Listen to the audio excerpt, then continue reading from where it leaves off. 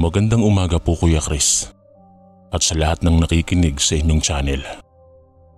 Itago niyo na lamang ako sa pangalang Perla, hindi ko tunay na pangalan. Nais ko lang pong ibahagi sa inyo ang nakakarimarim kong karanasan sa aswang nung umuwi ako sa probinsya ng aking asawa sa Kamalig, Albay. 5 buwan nang pinagbubuntis ko noon nang maisipan naming umuwi muna sa probinsya ng aking asawa sa baryo ng Kamalig, Albay. Nagkataon ding nawala ng trabaho ang aking asawa na itago na lang natin sa pangalang Sandro. Nagbawas kasi ng tao ang pabrika na kanyang pinapasukan at ako na may tumigil na rin sa pagtatrabaho bilang tendera sa isang grocery store. Ang kaunti naming naipon na pera ang siyang ginamit namin upang makauwi ng probinsya. Hindi naging madali ang aming biyahe sa pagsakay ng bus na tinatawag na Roro. Nakakapagod, lalo na at buntis ako. At buong alalay naman si Sandro sa akin dahil masela ng aking pagbubuntis noon. Pagkatapos ng mahabang biyahe, sa wakas ay narating na namin ang terminal. Ayon kasi sa aking asawa, ay isang sakay na lang ng jeep ay makakarating na rin kami sa kanilang baryo. Pagsakay namin sa mahabang jeep, ay gusto kong maidlip muna dahil sa labis na pagod. Ramdam ko ang bawat pagsipa ng sanggol sa loob ng aking tiyan, kaya hinihimas-himas ko siya at sumandal ako sa balikat ng aking asawa. Ramdam kong umusad na ang sasakyan naming jeep nang biglang may sumigaw sa labas. Napatuwid ako ng upo nang marahan nang tumigil ang sinasakyan naming jeep. "Mamang driver, sandali! Hintay!" Anang isang matandang babae na kaagad namang sumampa at pumasok sa loob ng sasakyan at naghanap ng kanyang mauupuan. Nang mga panahong yun, ay kasya pa ang 2 katao na umupo sa harapan ng aking kinauupuan. Kaya naman doon siya umupo, malapit sa aking bandang harapan. Napatingin ako sa kanyang mga mata. Pakiwari ko ay gusto kong lumaban ng tagisan ng titigan dahil matalim ang mga titig nito sa akin. Hindi ko maintindihan ang aking pakiramdam ng mga oras na yon dahil hindi mapakali ang sanggol sa aking sinapupunan. Naiinitan ako na parang nilalamig na hindi ko maintindihan. "Ayos ka lang ba, Perla?" Sambit na tanong sa akin ni Sandro. Dahil pinagpapawisan ako ng malamig ng mga oras na iyon. Sabay haplos niya sa aking buhok at inakbayan niya ako upang maiayos ang pagkakasandal ko sa kanyang katawan. Palihim akong tumingin sa kaharap kong matandang babae at bahagya kong nakita ang pagtulo ng kanyang malapot na laway na kaagad naman niyang pinunasan ng kanyang mga palad. Matalim na tinititigan nito ang maumbok kong tiyan, sabay na paglunok nito ng kanyang laway at paghagod ng kanyang lalamunan. Sandro, matagal pa ba ang ating biyahe?" Pabulong na tanong ko sa aking asawa dahil kinikilabutan na ako sa kaharap kong matandang babae. "Mga 1 oras pa, Perla. Kaya maidlip ka muna at gigisingin na lang kita kapag malapit na tayo." Sagot ng aking asawa sa tanong ko habang nakapikit ang kanyang mga mata. Tumango na lang ako sa sinabi ni Sandro at pinanatag ang aking kaisipan at kalooban dahil naaasiwa nga ako sa matandang babaeng nasa harapan ko. Nang mga oras na yon, Kuya Chris, ay hindi ko na lang pinansin ang weirdong ikinikilos ng matandang babae. Bagkus ipinikit ko na lang ang aking mga mata para umidlip saglit. Hanggang sa bigla na lang akong napaungol nang maramdaman ko na parang may sinulid na gumagapang sa aking talampakan patungo sa aking mga hita. Malagkit ito na tila gustong butasin ang aking maumbok na tiyan. Gusto kong tanggalin ang mga oras na iyon ng malagkit na sinulid, ngunit hindi ko maigalaw ang aking katawan. Gusto kong sumigaw, ngunit walang tinig na lumalabas sa aking lalamunan na tila may kumokontrol sa aking pagkatao. Subalit pinilit kong igalaw ang aking mga daliri. Ngunit nabigo ako dahil parang napaparalisa ang aking mga kamay habang unti-unting tinutusok ng malagkit na sinulid ang aking tiyan. Natauhan na lang ako nang biglang palundag-lundag ang sinasakyan naming jeep dahil sa malubak at mabatong kalsada na dinadaanan ng aming sinasakyang jeep. Dahil sa malubak na daan ay biglang nanumbalik ang aking ulirat at naigalaw ko muli ang aking katawan. Ngunit tilang hapong-hapo ako at nanghihina ng matauhan hanggang sa nasipat ng aking mga mata ang isang sinulid na unti-unting umaalis sa pagkakalapat kanina sa aking tiyan patungo sa bibig ng matandang babae, sabay pagpunas muli ng kanyang mga laway. Ipinilig ko ang aking ulo at naisip na isa lamang iyong guni-guni, dala ng matinding pagod sa aming biyahe. Ngunit ramdam ko ang pangingilo ng aking pusod, kaya kinapa ko ito at naramdaman ko ang mamasa-masa kong maumbok na tiyan. Muli kong tinitigan ng matandang babae at nakita ko ang bahagyang pamumula ng mata nito na tila nanlilisik at nakangisiyang mga labi.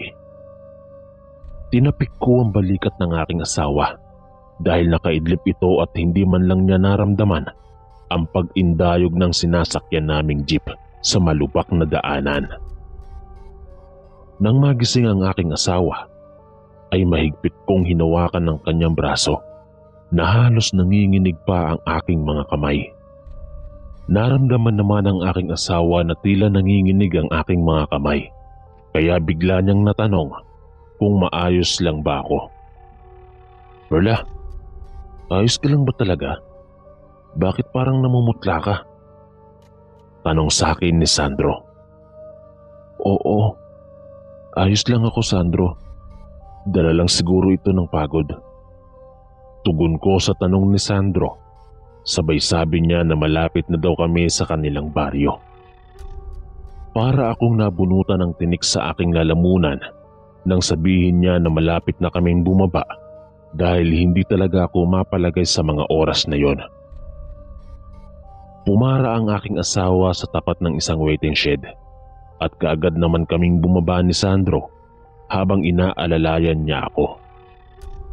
Pagkababa namin ay sumunod naman bumaba ang matandang babae. Subalit magkasalungat ang aming daan na tatahakin. Sa ilang minuto naming paglalakad ay malaya naming narating ang bahay ng aking asawa. Masaya naman kaming sinalubong ng kanyang mga magulang at kapatid. Ito kasi ang unang beses na nakita ako ng personal ng pamilya ni Sandro. Lalo na't buntis ako sa una nilang magiging apo. "Pumasok muna kayo sa silid nyo, Sandro at Perla, dahil alam kong napagod kayo sa inyong mahabang biyahe." Sambit sa amin ng ina ni Sandro. "Salamat ho, inay. Medyo masama nga yung pakiramdam ko sa kabuuan ng aming biyahe." Saad ko naman sa ina ni Sandro. Iginiya ako ni Sandro sa aming magiging silid bago ako umupo sa higaang katre. Payak lamang ang kanilang pamumuhay, ngunit masaya naman at kontento na akong anong meron sila. "Sandro, salamat dahil dinala mo ako sa inyong probinsya." Saad ko sa aking asawa habang may ngiti sa aking mga labi. Niyakap ako ni Sandro matapos ko iyong sabihin at nagpasalamat din siya sa akin. Matapos akong yakapin ni Sandro ay nagpaalam ito na lalabas muna saglit upang magpahangin. Tumango naman ako at marahan ng kumilos upang magpalit ng aking suot na damit. Nang hubarin ko ang suot kong damit ay bigla na lang akong nakaramdam ng kaba dahil merong markang pula na nakaukit sa aking maumbok na tiyan. Naramdaman ko rin na tila hindi na gumagalaw ang aking anak sa aking sinapupunan. Kaya napasigaw ako para tawagin ang aking asawa. Perla, bakit? Nagkukumahog na tanong ni Sandro sa akin, habang sumunod naman ang kanyang mga magulang at kapatid dahil sa malakas na sigaw kong tawag sa aking asawa. Sandro, tingnan mo. Sambit ko sa aking asawa, sabay turo sa maumbok kong tiyan, at sinabi ko sa kanya na may pulang marka ang aking tiyan at tila hindi na gumagalaw ang aming anak sa aking sinapupunan. Lumapit sa aking tabi si Sandro at hinipo niya ang aking maumbok na tiyan at sinabihan ako na kumalma muna. Habang dinadamayan ako ng aking asawa, ay lumapit naman sa akin ang kanyang ina at marahan na hinaplos ang aking tiyan. Inutusan nito ang kapatid ng aking asawa na kunin ng langis sa kanilang altar at mabilis namang iyon kinuha ng kapatid ni Sandro. Matapos makuha ng kapatid ni Sandro ang langis, ay kaagad namang itong kinuha ng ina ni Sandro at agad na pinahira ng langis ang maumbok kong tiyan. Ramdam ko ng mga oras na iyon ang panunuot ng langis sa aking sinapupunan. Nakaagara naman nagpaginhawa sa aking pakiramdam. Matapos bumuti ang aking pakiramdam, ay muling gumalaw ang sanggol sa loob ng aking sinapupunan.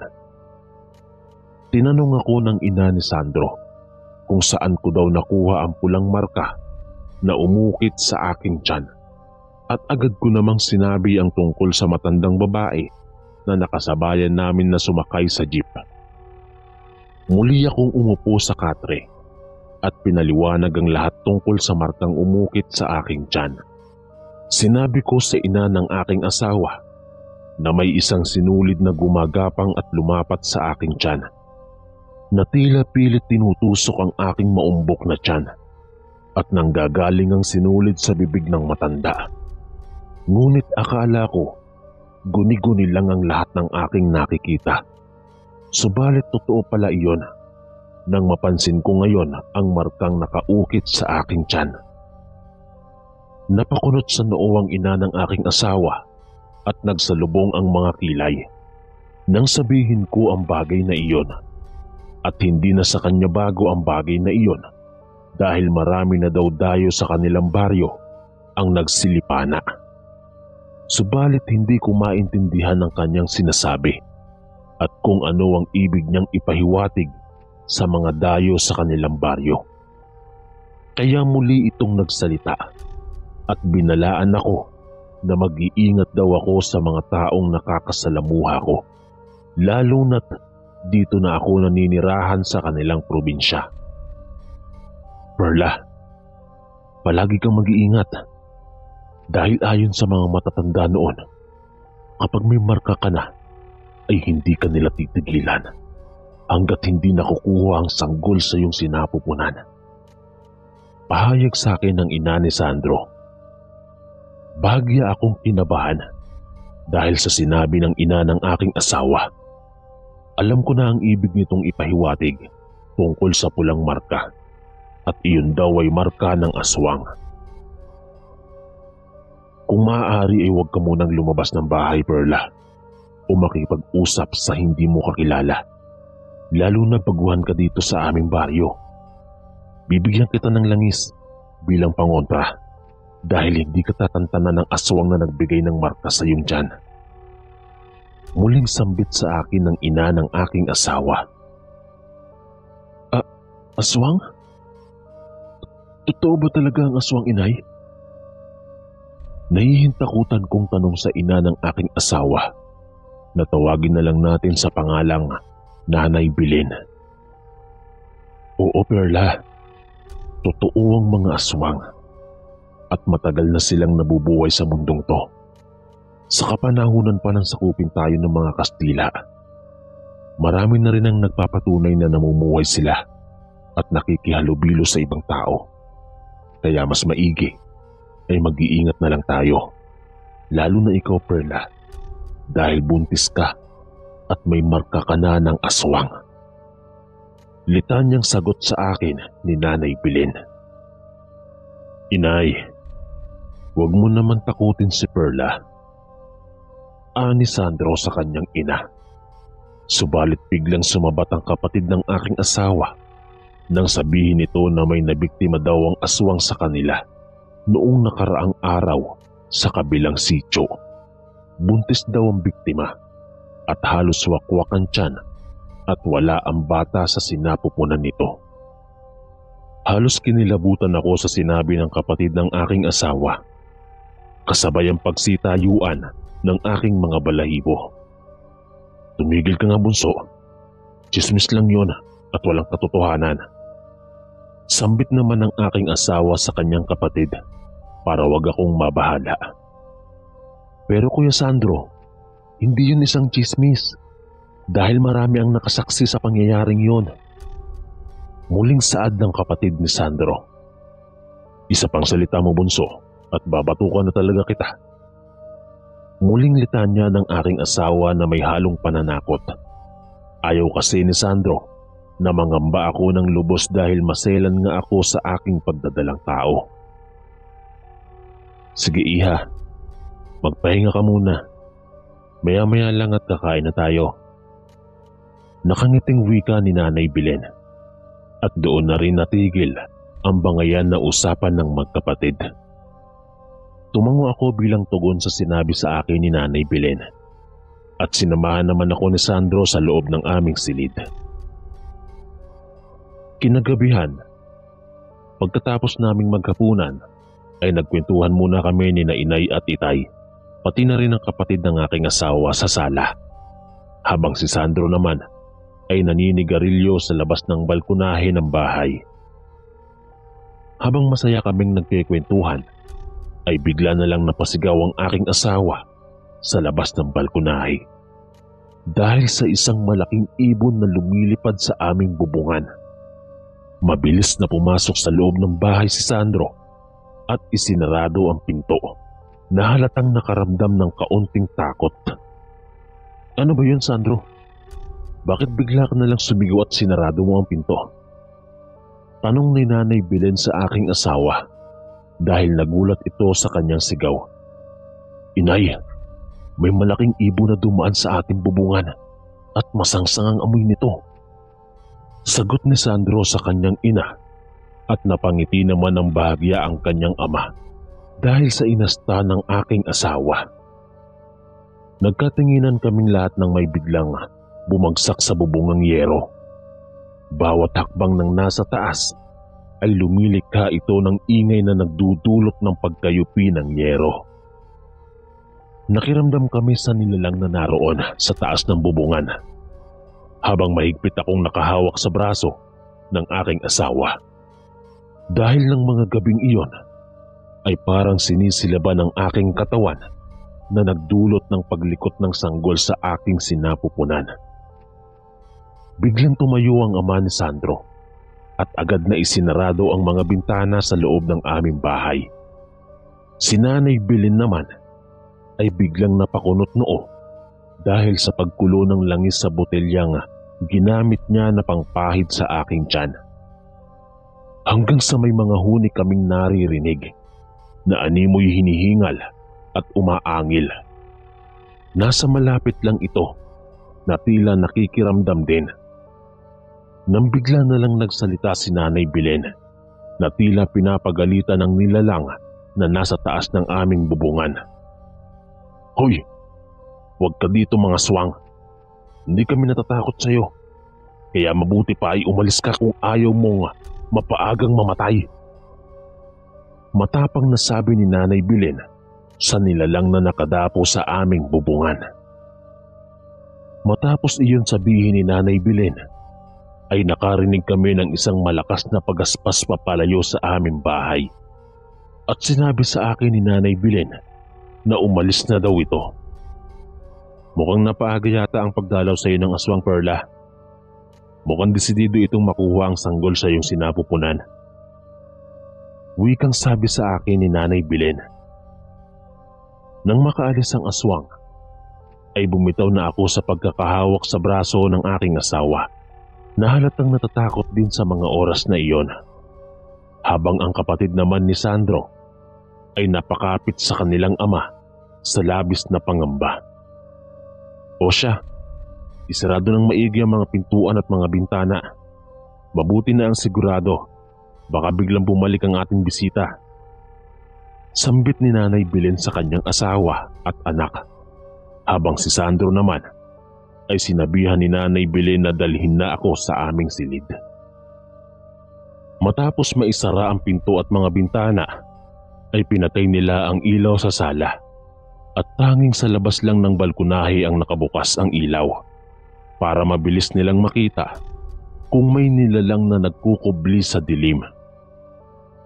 Bago kami pumasok sa aming silid ni Sandro, ay ibinigay ni Nanay Belen sa akin ng isang maliit na botelyang naglalaman ng langis at ibinigay naman kay Sandro ang isang mahabang buntot pagi.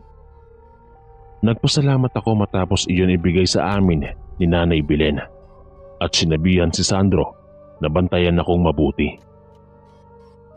Nang makapasok kami sa aming silid, ay inilapag ng aking asawa ang buntot pagi sa isang maliit na lamiseta, habang mahigpit ko namang hawak ang botelyang may langis. Matapos ilatag ni Sandro ang buntot pagi, ay inayos niya ang aming higaan upang makapagpahinga na ako at makatulog ng maaga. At huwag ko na daw isipin ang nilalang na nasa bubungan kanina dahil babantayan daw niya ako. Kaya wala akong nagawa kundi ang mahiga sa katre habang nananatiling hawak ko ang botelyang ibinigay sa akin ni Nanay Belen. At dahil hindi ako sanay matulog ng maaga, ay naisipan kong magbasa muna ng libro dahil isa ito sa mga libangan ko bago matulog. Lumipas ang ilang saglit na pagbabasa ko ng libro, ay bigla ko nalang narinig ang hilik ng aking asawa na halatang napagod din sa aming biyahe. Anak naman ng tipaklong, pasabi-sabi pa na babantayan ako sa aking pagtulog. Inauna pang makatulog sa akin. Sambit ko sa asawa kong masarap nang natutulog.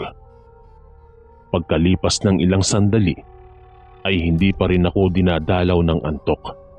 Sabayan pa ng paghilab ng aking maumbok na tiyan. Hanggang sa makarinig ako ng kaluskos sa bintana ng aming silid na tila kinakalmot at pilit na tinutuklap na nais nitong pumasok sa aming silid. Nang mga gabing yun, Kuya Chris, ay halos tulog na rin ang mga magulang at kapatid ng aking asawa, habang si Sandro naman ay malakas na humihilik ng mga oras na iyon. Dahil hindi ganun kalakas ang kaluskos, ay iniisip ko na baka daga lamang ang napadaan sa lumang bintana na gawa sa manipis na lawanet. Hanggang sa biglang muling kumulo ang langis sa loob ng botelya at paglikot ng sanggol sa aking sinapupunan. Hanggang sa isang matulis na kuko ang bumutas sa bintanang gawa sa lawanet. Dahil sa aking nasaksihan, ay balak ko sanang gisingin si Sandro. Subalit matapos mabutas ang bintana, ay bigla na lang naglaho ang mga kaluskos. Ngunit bahagya pa rin kumukulo ang langis sa maliit na botelya at patuloy na hindi mapakali ang aking anak sa loob ng aking tiyan. kahit labis akong natatakot ng gabing yun, ay pilit kong nilalakasan ang aking sarili. Hindi maaaring magpadaig ako sa aking takot na nararamdaman dahil buhay ng anak ko ang nakataya ng mga oras na yon. Nang mga sandaling yon, ay bigla kong nasipat ang isang sinulid na pumapasok sa butas na ginawa kanina ng hindi ko matukoy na nilalang. Gumagapang ito patungo sa aking kinalalagkan at doon ko lang napagtanto na ito rin ang sinulid na nagbigay marka sa aking maumbok na tiyan. Marahan kong kinuha ang buntot pagi upang protektahan ko ang aking sarili. Nang malayo kong nadampot ang buntot ng pagi, ay walang habas ko itong pinaghahampas habang sumisigaw ako at napapamura. "Lintik na aswang ka! Magkamatayan muna tayo bago mo makuha ang sanggol sa ating sinapupunan. Sigaw ko habang patuloy kong hinahagupit ng hawak kong latigo ang dila ng aswang. Dahil sa ginawa ko, ay mabilis na hinugot muli ng aswang ang kanyang dila na parang alambre, palabas sa butas ng bintana. Subalit ng mga oras na iyon ay hindi ko maiwasang umiyak habang sumisigaw at doon na nga nagising ang aking asawa. Naalimpungatan siya at nagkukumahog na nilapitan ako, sabay alalay sa akin upang maupo sa gilid ng higaang katre. Nagmamadali namang pumasok ang mga magulang at kapatid ng aking asawa dahil sa mga sigaw kong pinakawalan ng mga sandaling yon. Anong nangyari sa iyo, Perla? Nag-aalalang tanong sa akin ni Sandro nang matapos niya akong paupuin sa katre. Perla, bakit? Naman ni Nanay Belen nang makapasok ito sa aming silid. Umiiyak ako habang sinasalaysay ko sa kanila ang nangyari nang muli akong atakihin ng aswang. Itinuro ko sa kanila ang mga patak ng dugo na nagkalat sa sahig patungo sa butas ng bintana na ginawang daanan ng dila ng aswang. Maaaring dila ng aswang yung muntikan ng pumasok. Porsigido siyang makuha ang batang minarkahan niya sa iyong tiyan. Nasugatan mo ang kanyang dila. Sana magtanda na yon at huwag nang babalik pa. Wikang sabi sa akin ni Nanay Belen, habang si Itay naman ay sinesermona ng aking asawa dahil wala man lang daw itong ginawa para tulungan ako. Salot talaga yung mga aswang, ngunit huwag tayong kampante dahil sa tingin ko mas lalong magiging agresibo yon, lalo na't nasugatan mo ito. Muling paalala sa akin ni Nanay Belen. Napabuntong hininga ang aking asawa at sinabi sa kanyang ina na hihingi daw sila ng proteksyon at pangontra sa isang albularyong manggagamot sa kabilang baryo. Sige anak, sa ngayon ay matulog muna tayo at sa tingin ko ay hindi na yun babalik. Mangyaring magpapagaling muna yon ng kanyang sugat na natamo, dulot ng pinsala ng latigo ng buntot pagi. Mungkahing sagot ni Nanay Belen sa aking asawa. Kinabukasan ay tumungo ang aking asawa sa albularyong naninirahan sa kabilang baryo. Isinama siya ni Sandro sa aming tinitirahan upang konsultahin at bigyan ako ng ilang pangontra. Ining, naaamoy ko pa ang bakas niya ng salakaying kanya kagabi. Iba yung pag-iingat ang iyong kailangan dahil hindi kanya tatantanan. Isa siyang bangkilan na aswang at mukhang hayok sa lamang loob at batang nasa iyong sinapupunan. Sambit na paalala sa akin ng albularyo. Matapos akong kausapin ng albularyong manggagamot, ay binigyan niya ako ng kwintas na gawa sa bala ng baril at may lamang dinurog na tangkay ng halamang makabuhay at ilan pang sangkap na mabisang pangontra sa aswang. Proteksyon ko raw yun at huwag ko raw huhubarin kahit anong mangyari. Sinabihan din ako ng albularyo na dumikdik daw ako ng ilang pilas ng bawang at ilagay sa plastik na garapon na hinaluan ng maraming katas ng kalamansi. Mabisa daw iyon para puksain ang aswang na bangkilan. Makalipas ang 1 linggo ay wala nang gumagambala pa sa akin. Kaya nakakalabas na ako sa bahay ng aking asawa. At pinakilala din ako ni Sandro sa iba nilang mga kamag-anak.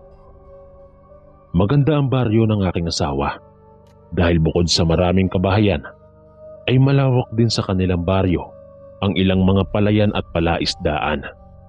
At sa dulo ng kanilang baryo ay may isang malinaw at malinis na dalampasigan. Mga bandang hapon ay niyaya ako ng kapatid ni Sandro na pumunta sa dulo ng baryo na malapit sa dalampasigan dahil mamimitas daw ito ng bunga ng makopa. Marami kasing puno ng makopa sa tabi ng dalampasigan at hitik ito sa bunga. Pinayagan naman ako ni Sandro at ni Nanay Belen dahil suot ko naman ang kwintas na bigay sa akin ng albularyo At nasa bulsa ko naman ang isang plastik na garapon na may lamang dinikdik na bawang na may katas ng kalamansi.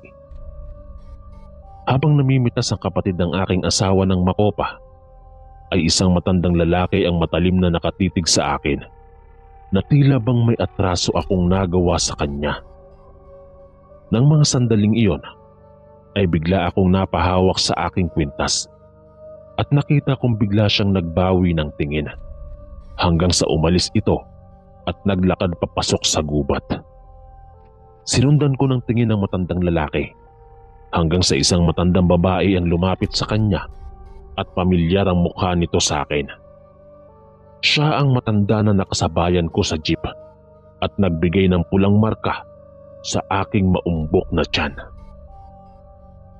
Matapos kong masilayan ng matandang babae, ay niyaya ko nang umuwi ang kapatid ng aking asawa. Halos mapuno na rin ang supot nitong dala ng pinitas na bunga ng makopa. Habang naglalakad kami pa uwi, ay may nadaanan kaming nag-iihaw ng mais. Kaya pansamantala kaming huminto para bumili ng inihaw dahil mukhang masarap ito. Habang bumibili ang kapatid ng asawa ko ng mais, ay muli kong nakita ang matandang lalaki sa kabilang kalsada at maatim ako nitong pinagmamasdan.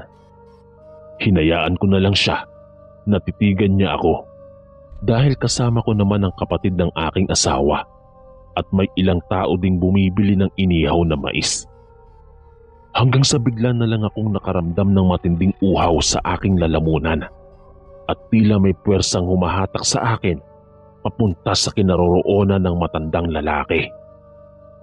Abalan noon sa pagpili ng iihawing mais ang kapatid ni Sandro, kaya hindi niya namalayan na wala na ako sa kanyang tabi at tila para akong nahipnotismo ng mga sandaling yon. Pagkalapit ko sa kanya ng ilang distansya ay parang may ibinubulong ito sa hangin. Pagkuway sumabay akong naglakad sa kanya pabalik sa dalampasigan. Sa dulong iyon ay may daan na lagusan papasok ng kagubatan. Hindi ko alam pero naging sunod-sunuran ako sa matandang lalaki. Nang sandaling iyon ay nagtataka ang kapatid ng aking asawa dahil bigla akong nawala sa kanyang tabi. Kaagad na tumakbo pa uwi ang kapatid ni Sandro upang sabihin na nawawala ako. Galit na galit ang asawa ko nang sabihin ng kanyang kapatid na nawawala ako dahil malapit nang dumilim ng mga oras na yon. Hanggang sa isang babae na kakilala ng aking asawa ang pumunta sa bahay nila at sinabi na nakita daw ako na naglalakad patungo sa dalampasigan na may kasamang matandang lalaki. Nang malaman iyon ng aking asawa, ay mabilis na tinalunton ako patungo sa dalampasigan, papasok sa kagubatan. Nang mga oras na yon, Kuya Chris, ay wala daw humpay sa kakasigaw ang aking asawa sa pagtawag ng aking pangalan dahil hindi niya ako mahagilap sa kagubatan habang hawak niya ang latigo ng buntot pagi. Dahil walang tugon ako sa mga sigaw ng aking asawa, ay may nakita daw siyang isang lata at mabilis niya iyong pinatunog gamit ang pagpukpok ng tipak na bato dahil turo daw iyon sa kanya ni Nanay Belen. Makikita mong aswang ka. Kapag may masamang mangyari sa aking asawa, ay papatayin kita. Nanlulumong sigaw ng aking asawa ng mga oras na yon habang hinahagilap ako. Nang madala ako ng matandang lalaki sa gitna ng kagubatan, ay doon na lamang ako natauhan ng may malapot na laway na dumidila sa aking tiyan. Nanlaki ang aking mga mata dahil sa isang napakapangit na nilalang ang aking kaharap. Buhaghag ang buhok nito at mapupula ang mga mata habang nakangisi sa akin. Napaka-agresibo nito at hindi man lang siya natatakot sa kwintas na suot ko. Siguro mabilis akong nahipnotismo nito dahil sa mahina ang aking kalooban at paniniwala. Ang sarap naman ng sanggol sa iyong sinapupunan. Napakabango nito at nakakasiguro ako na malusog at malinamnam ito. Sambit ng aswang na bangkilan habang nakangisi ito sa aking harapan. Hanggang sa marinig ko ang kalansing ng mga lata at pagtawag ng aking pangalan sa kilalang boses at nakakasiguro ako na si Sandro yon. "Wag! Para mo ng awa! Wag mo kaming patayin!" Malakas na sabi ko sa aswang na nais nang tusukin ng kanyang matatalas na kuko ang aking maumbok na tiyan. Akmang tutusukin na sana ng aswang na bangkilan ng aking tiyan ay bigla akong sumigaw ng malakas. "Walang magagawa ang malalakas mo na pagsigaw dahil hindi ka naaabutan ng buhay ng iyong asawa. Dahil ngayong gabi, magiging masarap ko kayong hapunan." Sambit sa akin ng aswang na bangkilan. Nang mga oras na iyon, ay biglang sumagi sa isip ko ang plastik na garapon na itinago ko sa aking bulsa. Mabilis ko iyong dinukot at binuksan at walang habas na isinaboy sa kanyang mukha. Dahil sa ginawa ko, ay bigla na lang pumalahaw ang aswang na bangkilan na halos isubsob na ang kanyang mukha sa lupa. Labis itong nasasaktan na tila parang asido ito na lumapat sa kanyang balat. Nagpatuloy ito sa kakasigaw dahil unti-unti nang nalalapnos ang kanyang balat sa kanyang mukha. Dahil sa pagkakataong yon, ay sinamantala ko ang pagkakataon. Habang pumapalahaw ito sa sobrang hapdi, ay ibinuhos ko lahat ng laman ng plastik na garapon na may laman ng dinikdik na bawang at katas ng kalamansi sa kanyang bibig, na agaran namang dumaloy sa loob ng kanyang lalamunan. Halos malinaw kong natatanaw kung paano umusok ang lalamunan nito hanggang sa mabutas ito. Subalit kahit nasugatan ng mukha at lalamunan nito, ay may lakas pa ito para sunggaban ako. Mabuti na lang ay biglang dumating ang aking asawa at walang habas niya itong pinaghahampas ng buntot pagi. Hindi niya ito tinigilan sa paghampas sa katawan ng aswang na bangkilan. Bawat hagupit ng latigo ay nagiiwan ito ng marka sa kanyang katawan. Hanggang sa tuluyang nanghina ang aswang na bangkilan, dulot ng maraming natamong sugat sa katawan na tuluyang nagpahina sa kanya. Hanggang sa makarinig kami ng huni ng isang malaking ibon at papalapit ito sa amin para dagitin ako. Ngunit nagulat na lang kami nang bigla itong bumulusok sa lupa dahil sinibat pala ito ng aking ama kasama si Nanay Belen at ilan naming mga kamag-anak. Nang gabing yon, ay hindi na binigyan ng pagkakataon ng mga kamag-anak ng aking asawa na mabuhay pa ang dalawang mag-asawang aswang. Pinatay nila ito gamit ang pagtarak ng sibat sa kanilang mga puso at sinunog nila ang mga katawan nito. Lumipas ang ilang araw at buwan ay wala nang gumagambalang aswang sa akin at matiwasay kong isinilang ang isang malusog na batang babae. Hanggang dito na lang po ang aking kwento, Kuya Chris. Sana ay maibigan ito ng inyong mga tagapakinig sa inyong munting channel. Lubos po akong gumagalang at nagpapasalamat. Perla ng Kamalig, Albay.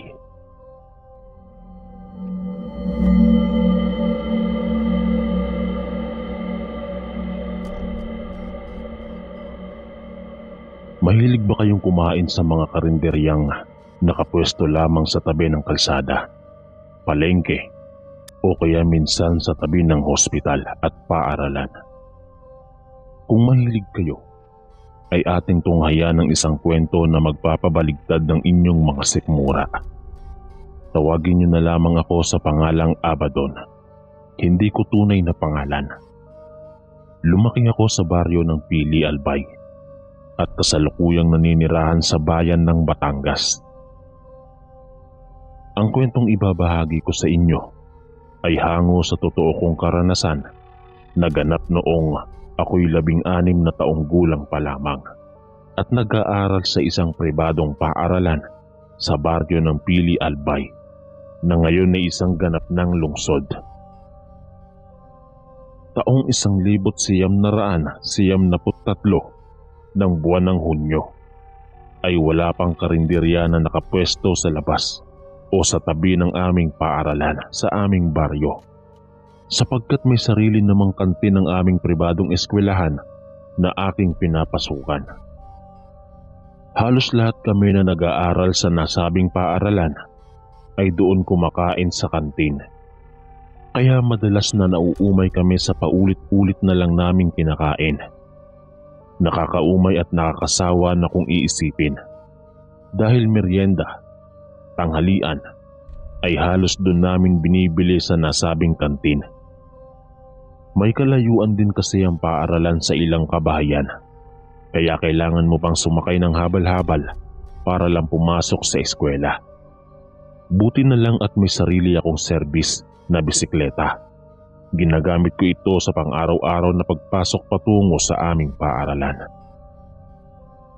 Hanggang sa isang araw, habang nagpepedal ako ng aking bisikleta patungo sa aking pinapasukang paaralan, ay kaagad umagaw ng pansin sa akin ang isang maliit na bahay na tinatayo malapit sa gilid ng aming paaralan sa tabi ng madamong kalsada. Simpleng bahay lang ito na gawa sa pinagtagpi-tagping mga maninipis na plywood at tanging makapal na asul na trapal ang bubungan nito. Labis akong nagtataka kung bakit bigla na lang may nakatayong maliit na bahay na halos kahapon lang ay wala pa ito. Dahil sa aking kuryosidad ay pansamantala akong huminto sa aking pagpipedal at malapit sa harap ng nasabing maliit na bahay sa tabi ng aming paaralan upang usisain ito. Nang makalapit ako sa nasabing bahay, ay doon ko lang napagtanto na isa pala itong maliit na karinderya. Dahil agaw pansin sa akin ang ilang mga kasirola na nakalatag sa mahabang mesa, na halos puro mga putahing ulam ang nakahain. Magandang umaga po ate. Binebenta niyo po ba lahat ng mga ulam na nakalatag dito sa mesa? Tanong ko sa isang dalaga habang inaayos nito ang ilang kagamitan sa kanilang karinderya na hindi naman nagkakalayo ang aming edad. Oo naman kuya, binebenta namin lahat ng mga ulam na to. Bakit po kuya? Bibili po ba kayo? Tamang-tama dahil wala pa kaming buena mano. Sambit sa akin ng dalaga. Ate, hindi po ako bibili. Nagtanong lang po ako. Akala ko kasi ay meron lang sa inyong nagaganap na handaan. At saka mukhang bago kayo sa lugar na to. Sambit at tanong ko sa dalaga, habang abala naman ang isang matandang lalaki na inaayos ang dingding sa kabilang gilid ng kanilang maliit na karinderya. Ganun po ba? Oo, bago lang kami dito sa baryong ito. At halos kagabi lang itinayo ng aking lolo ang karinderyang to. Malumanay na sagot sa akin ang dalaga. Magtatanong pa sana ako sa dalaga. Subalit biglang lumapit sa akin ang matandang lalaki at tinanong ako kung kakain daw ako sa kanilang karinderya. Hindi po manong. Nagtanong lang po ako. Kasi kahapon wala pa itong karinderya. Pasensya na po manong kung masyado po akong matanong. Saad ko naman sa matanda. Nang mga oras na iyon, ay halos takam na takam talaga ako sa mga nakahaing paninda nilang ulam. Dahil napakabango ng halimuyak nito na nanggagaling sa usok ng ulam na halatang bagong luto. Ngunit nawalan ako ng gana nang ngumisi sa akin ng matanda dahil malinaw kong nasisilayan ang kanyang madilaw na ngipin na nahahaluan ng pula dulot ng kanyang sinusupa na nganga. Bigla akong nagpaalam sa kausap kong babae at mabilis na sumampa sa aking bisikleta upang tumungo sa aming paaralan. Dahil ilang minuto na lang ay mag-uumpisa na ang aming klase. Bago ako nagpaalam sa babae, ay plano ko sanang tanungin ang pangalan nito. Maganda kasi ito at mayuming kumilos at nakakabighani ang natura niyang mukha. Nang mga araw na iyon ay halos dumugi ng mga kapwa ko estudyante ang maliit na karinderya na nasa gilid ng aming paaralan. Halos kaunti na lang ang kumakain sa kantin at kabilang na nga ako doon. Ewan ko ba sa aking sarili na kahit naiinganyo akong kumain sa nasabing karinderya ay pinipilit ko pa rin na sa kantin na lang kumain. Sabi kasi ng aking mga magulang ay wag daw ako basta-basta kumakain sa mga hindi ko bistado ang lugar. Lalo na sa mga karinderyang bagong bukas na hindi ko naman kilala kung sino ang may-ari nito at baka mayanggaw daw ako. Halos bawat dumaraan na kapwa ko mag-aaral na kumain sa nasabing karinderya ay buang bibig ang masarap na pagkakaluto ng mga putahing karne na ulam. Napakamalasa daw ito at tila nanunuot sa lambot ang nasabing karne. At kahit na uwian na ng hapon ng mga estudyante, ay patuloy pa rin na tinatao ang nasabing karinderya. Hindi lang mga estudyante ang kanilang parokyano, kundi ang ilang driver din ng habal-habal na napapadaan sa nasabing maliit na karinderya. Kinabukasan ay halos tagaktak na naman ang aking pawis sa kakapidal ng aking bisikleta upang pumasok sa eskwela. Kahit na malayo pa ako sa aming paaralan, ay malinaw kong natatanaw ang mga nagkukumpulang tao upang kumain at bumili ng ulam sa nasabing karinderya. Habang papalapit ako sa aming paaralan, ay bigla akong tinawag ng dalagang nakausap ko kahapon. Kaya saglit kong ipinarada ang aking bisikleta malapit sa tabi ng kanilang karinderya. Nagpakilala ito sa akin na itago na lang natin sa pangalang Alena.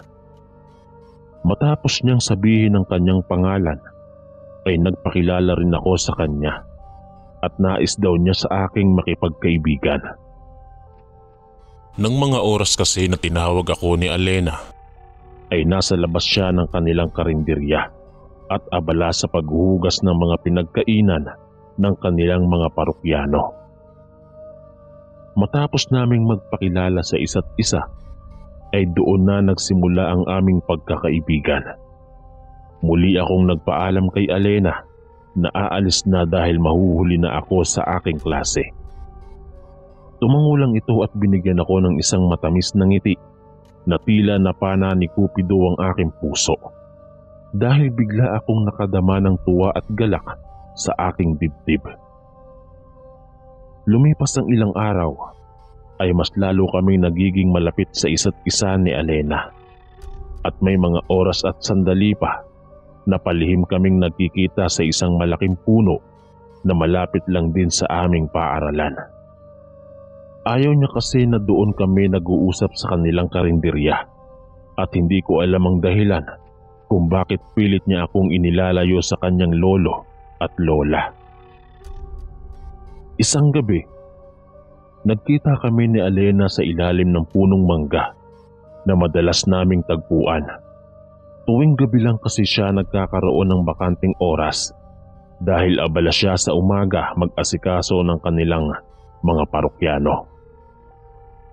kahit ilang araw pa lang kaming naging magkaibigan ni Alena, ay nahulog na ang aking loob sa kanya at ganon din siya sa akin.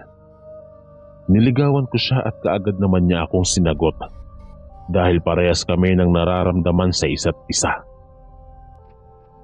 Subalit kahit nakasintahan ko na si Alena, ay wala akong alam tungkol sa kanyang mga magulang. Tanging ang lolo at lola lang niya ang madalas niyang banggitin sa akin dahil ito ang nagpalaki at nag-aruga sa kanya. Subalit simula nang may mabuo sa aming relasyon ni Alena, ay pilit niya akong inilalayo sa kanilang karinderya. At kahit ni isang putahe ng kanilang tinitindang ulam, ay huwag daw akong kakain o titikim man lang. Kahit na nahihiwagaan ako sa kinikilos ng aking kasintahan, ay pinagwalang bahala ko na lang yon, sapagkat mahal na mahal ko siya. Matapos naming mag-usap ni Alena, Kuya Chris, ay naisipan ko nang magpaalam sa kanya dahil lumalalim na ang gabi at baka hinahanap na ako ng aking mga magulang. Akmang tatayo na sana ako ay biglang sumulpot ang lola ni Alena na itago na lang natin sa pangalang Lola Basyang. Lola? Bakit ka nandito? Utal na tanong ni Alena sa kanyang lola na halatang kinakabahan. Apo, konti na lang ang ating customer at kaya na iyon ng iyong lolo. Dito ka pala madalas pumunta ng ganitong oras. Hindi mo man lang sinabi sa akin na may kinakatagpo ka palang lalaki dito. Sambit ng lola ni Alena habang sa aking nakatingin ang mga mata nito. Lola, si Abadon pala kaibigan ko. Pagpapakilala sa akin ni Alena sa kanyang lola. Subalit matapos akong ipakilala ni Alena sa kanyang lola, ay matalim akong pinagmasdan nito mula ulo hanggang paa. Iho, baga nais mong kumain sa aming karinderya at dahil kaibigan ka ng aking apo, ay ililibre na lang kita. Saad na pang aalok sa akin ni Lola Basyang. Sige po Lola, walang problema. Pero parang nakakahiya naman kung ililibre niyo po ako. Sagot ko sa lola ni Alena. Iho, huwag ka nang mahiya. Alam mo bang masama ang tinatanggihan ng grasya? Kaya iho, sana mapaunlakan mo ang inaalok kong pagkain. Muling sambit ni Lola Basyang sa akin. Wala akong nagawa kundi tanggapin ang inaalok sa akin ni Lola Basyang, kahit nasalungat ito sa kagustuhan ni Alena. Magsasalita sana si Alena sa kanyang lola nang bigla siya nitong tingnan ng masama na halos magsalubong na ang dalawa nitong mga kilay. Kaya walang nagawa si Alena kundi ang manahimik. Nang makapunta kami sa kanilang karinderya, ay halos 2 taon na lang ang kumakain at halatang magkasintahan ito. Pinaupo ako ni Alena sa isang sulok na malapit lamang sa gilid ng bukana ng pinto. Habang maigi naman niya akong pinagmamasdan, na tila nangungusap ang kanyang mga mata na huwag kong kakainin ng ihahain sa akin ng kanyang lola. Nang ilapag ni Lola Basyang ang ilang putahe sa mesa, ay halos matakam ako dahil sa bango nito na nanggagaling sa usok na halatang bagong init ito. Subalit hindi pa nga ako nakakasubo ay biglang nagsalita si Alena. Lola, sabi ni Abadon ipapabalot na lang daw po niya yung mga ulam para matikman din daw po ng kanyang mga magulang.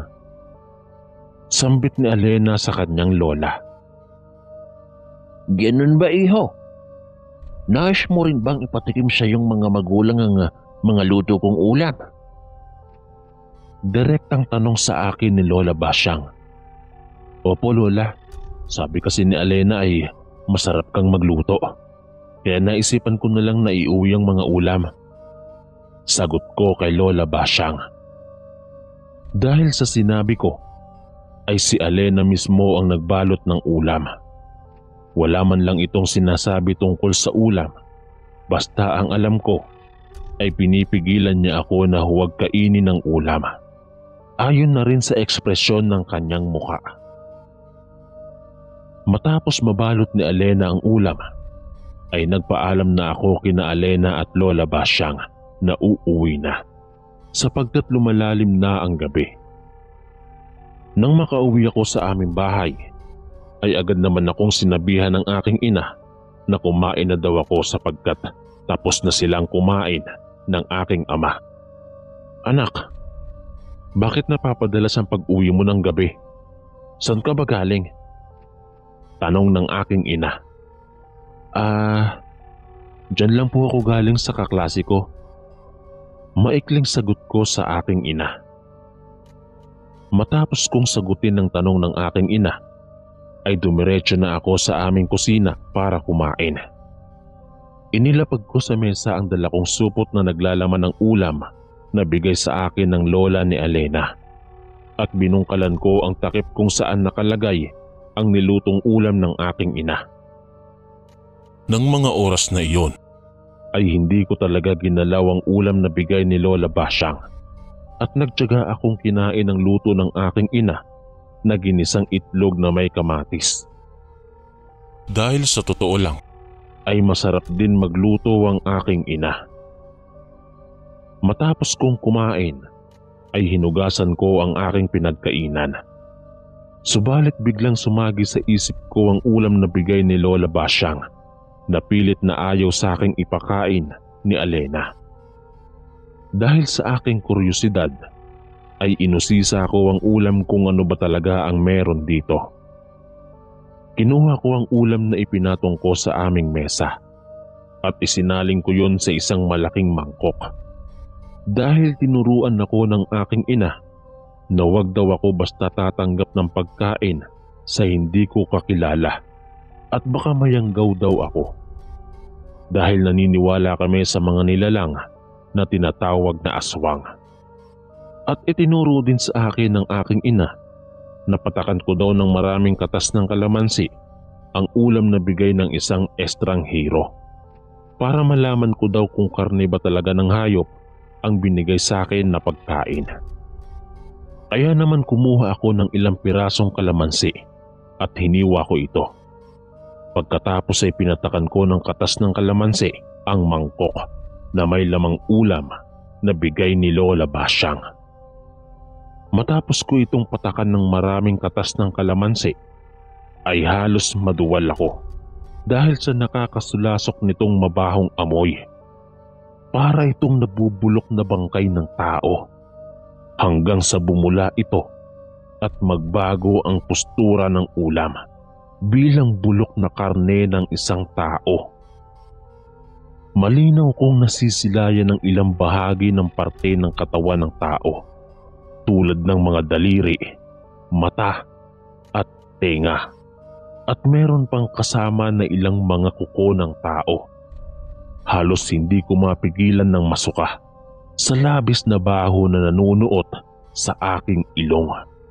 Hanggang sa magsalita ng pasigaw ang aking mga magulang dahil naaamoy din nila ang nabubulok na laman ng tao. Tinanong ako ng aking mga magulang kung saan nanggagaling ang masangsang na amoy. At sinabi ko na lang na isang panis na ulam na bigay sa akin ng aking kaklase. nang gabing yun Kuya Chris, Ay muli kong inilagay sa supot ang ulam na bigay ni Lola Basyang at itinapon ko iyon sa aming basurahan sa likod ng bahay. Matapos kong itapon ang ulam na bigay ni Lola Basyang, ay isang bulto ng katawan ng hayop ang aking nasipat sa madilim na bahagi ng aming likod bahay. Malinaw ko itong nakikita dahil na rin sa liwanag ng sikat ng bilog na buwan. Isa itong malaking itim na aso na may mabalasik na kaanyuan.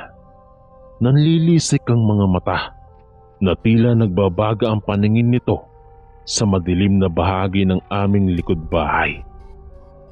Subalit ang pinagtataka ko ay hindi ito lumalapit sa akin. Bagkus matalim lang ako nitong pinagmamasdan sa hindi kalayuan ng aking kinatatayuan.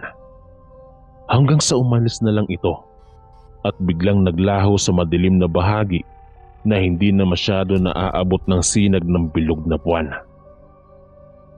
Kinabukasan ay muli akong pumanhik saglit upang kausapin si Alena. Nagkunwari na lang ako na walang nalaman sa lihim na pagkatao ng pamilya nila. Kahit na may takot akong nadarama, ay lakas loob kong kinausap ang aking kasintahan. At sinabi ko sa kanya na magkita kami sa aming tagpuan sa ilalim ng punong mangga kung saan nabuo ang aming pag-iibigan. Pagsapit ng dapit hapon, ay hinintay ko si Alena sa lilim ng punong mangga upang sabihin sa kanya ang lihim nilang tinatago sa kanilang tunay na pagkatao. Dahil ayaw kong mapahamak si Alena, ay minabuti kong kausapin siya ng masinsinan. Imbes na isuplong ko sila sa pamunuan ng aming baryo. Nang magkita kami ni Alena sa aming tagpuan, ay hindi na ako nag-alinlangan pa na ilahad sa kanya ang buong katotohanan na aking nalaman.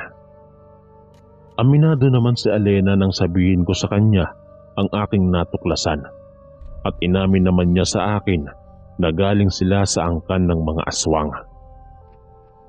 Patawarin mo ako, Abaddon, dahil inilihim ko sa iyo ang tunay kong pagkatao.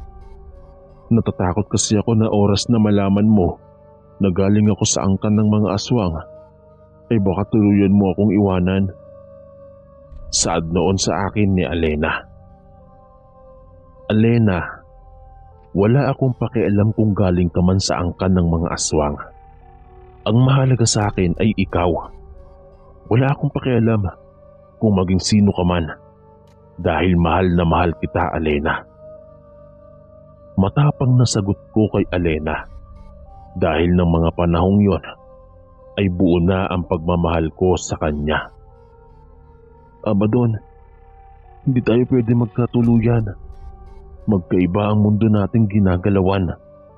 At ayaw kong mapahamak ka dahil sa akin, Abaddon. Siguro ito na ang huli nating pagkikita. Mahal kita, subalit kailangan kong lumayo sa iyo para sa sarili mong kaligtasan. Muling sambit sa akin noon ni Alena na labis kong kinalungkot.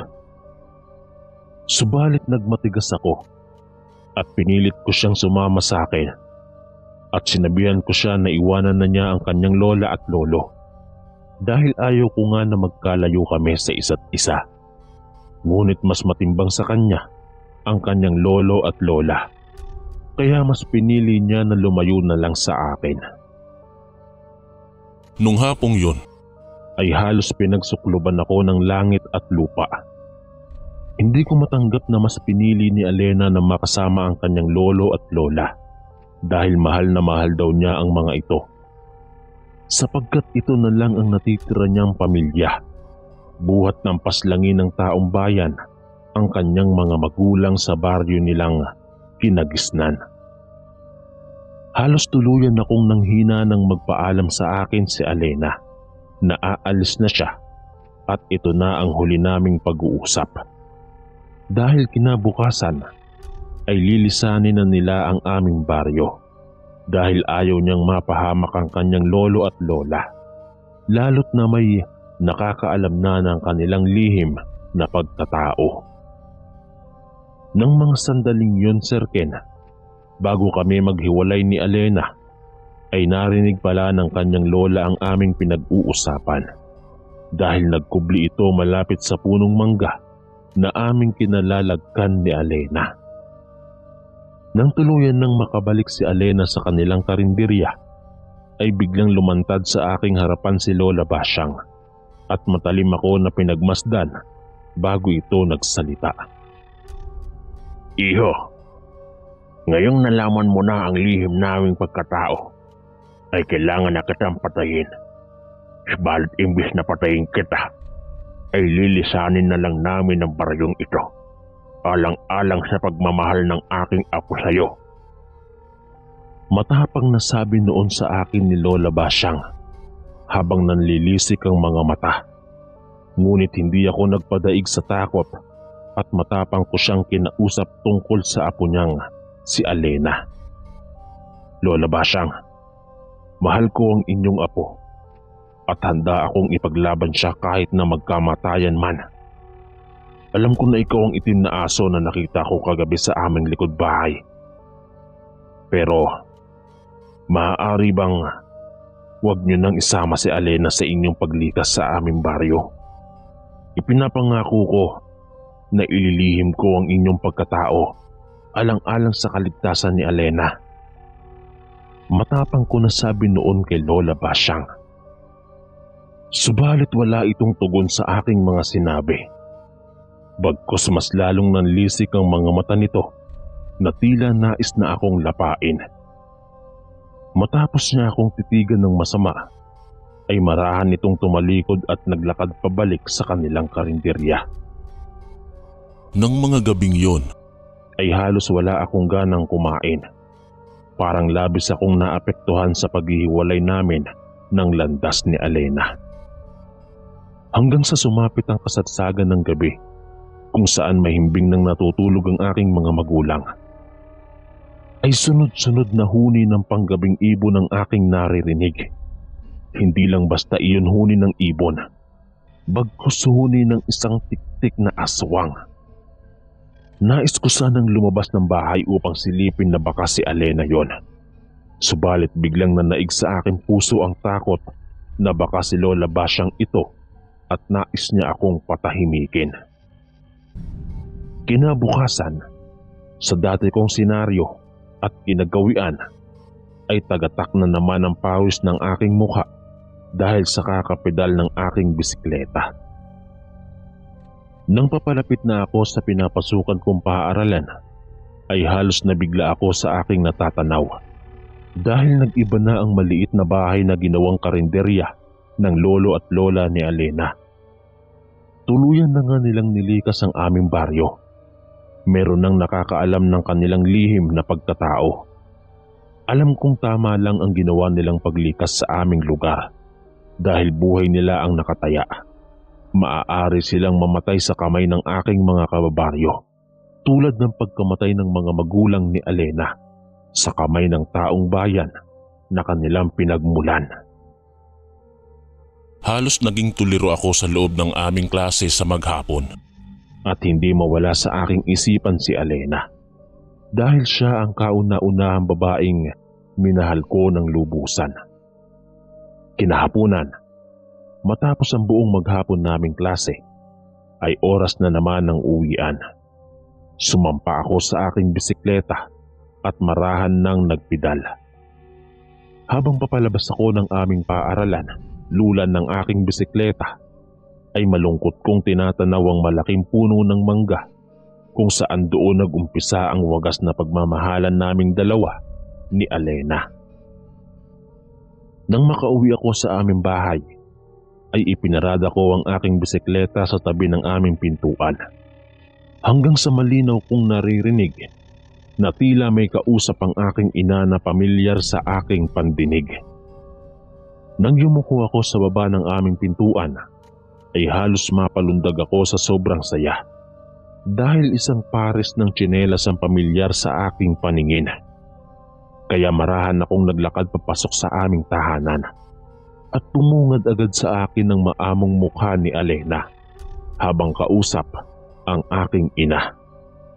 Lumingon ito sa akin ng bagya at tinapunan ako ng isang matamis na ngiti sa kanyang mga labi. Nang mga araw na iyon, Kuya Chris, ay kinausap ko ang aking ina na dito muna si Alena pansamantalang manunuluyan sa amin.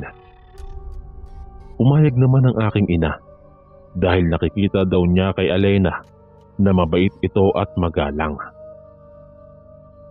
Nang kinagabihan, ay muli kaming nag-usap ng masinsinan ni Alena. Tinanong ko siya kung nasaan na ang kanyang lolo at lola at kaagaran naman niya akong sinagot sa aking mga tanong. Naikwento niya sa akin na kinausap daw niya ang kanyang lolo at lola na gusto niyang mamuhay ng normal gaya ng ibang tao at magkaroon ng maayos na buhay at makabuo ng sariling pamilya. At dahil mahal na mahal siya ng kanyang lolo at lola, ay pumayag naman ng mga ito.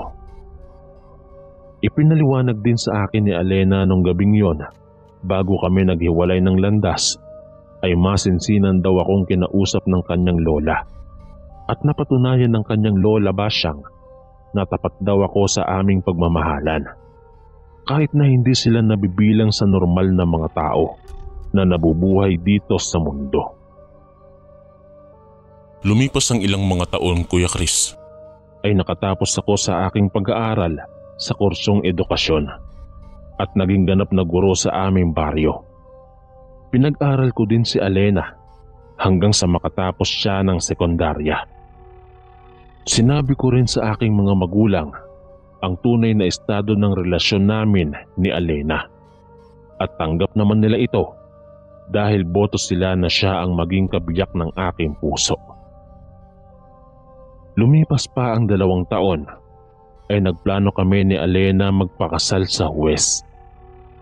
Naging maayos at matatag naman ang aming relasyon sa mga nagdaang taon at biniyayaan kami ng 3 mababait na supling, 1 babae at 2 lalaki. Naging mabuting ina at asawa si Alena sa akin. Hindi naging hadlang sa aming pagmamahalan kung saan man siya nanggaling na angkan. Sa mahabang panahon na pagsasama namin ni Alena, ay inilihim ko sa aking mga magulang ang tunay na pinagmulan ng aking asawa. Ang mahalaga ay mabuting tao si Alena kahit na may lahi silang aswang. Hanggang sa isang araw, habang naglalakad kami pauwi ng aking asawa kasama ang 3 naming anak, ay muling nagpakita ang lolo at lola ni Alena sa amin. Nakangiti ang mga ito habang mariin kaming pinagmamasdan. Lumapit ito sa amin at kinausap ako. Nais daw nilang kausapin ng aking asawa nang sila lang at huwag daw akong mangamba dahil hindi sila gagawa ng masama sa aming pamilya. Lumipas ang ilang sandali nilang pag-uusap ay kaagad namang umalis ang mga ito na tila may lungkot sa kanilang mga mata. At nang makalapit sa akin ang aking asawa, ay mahigpit akong niyakap nito habang umiiyak. Alena, bakit ka umiiyak? Tanong ko sa aking asawa habang nasa tabi ko ang 3 naming anak. Sinagot naman ako ng aking asawa habang hindi pa rin ito tumitigil sa kakaiyak dahil mahal talaga niya ang kanyang lolo at lola. Sinabi sa akin ni Alena na hindi pa daw siya ganap na aswang at handa daw magtiis ang kanyang lolo at lola na mabuhay pa ng mahabang panahon kahit na nais na nilang humimlay sa kanilang huling hantungan. Dahil ang isang aswang, habang hindi nito na isasali ng kanilang pagkaaswang sa kanilang kamag-anak o apo, ay patuloy silang mabubuhay na puno ng pagdurusa kahit nais na nilang maglaho sa mundong ibabaw. Sinakripisyo ng lolo at lola ni Alena ang kanilang buhay na puno ng hinagpis at pagdurusa para sa kaligayahan ng kanilang pinakamamahal na apo. hanggang dito na lang po ang aking malungkot at masayang kwento ng aking buhay at pag-ibig. Sana maibigan ng inyong tagapakinig ang aking istorya na magbibigay marka at tatatak sa kanilang mga puso. Lubos po akong nagpapasalamat sa pagbasa ng aking kwento. Ang inyong lingkod, Abadon ng Batangas. Maraming salamat po mga kaistorya sa pakikinig. At kita-kits po ulit bukas para sa isa na namang nakakatakot na kwento. Ito po si Kuya Chris, ang inyong kaistorya. God bless po at ingat po lagi.